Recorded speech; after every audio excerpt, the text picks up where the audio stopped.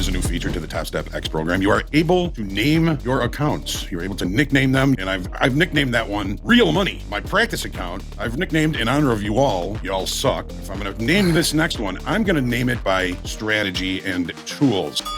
And I always like to put my own limits lower than the DLL so that I get a second chance even on that day, you know. I normally put it to 450, yeah, because then if I'm doing a bad job and I'm stopped out, then I still have a second chance until I am at minus 1K, yeah, to go on trading.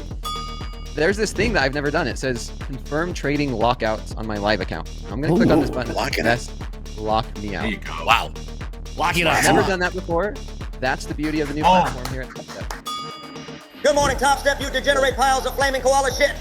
I may have died in 2018, but your lack of respect for the rules and traditions of my beloved house account caused me to burst out of the grave like a Russian pole vaulter with a clean bag of piss.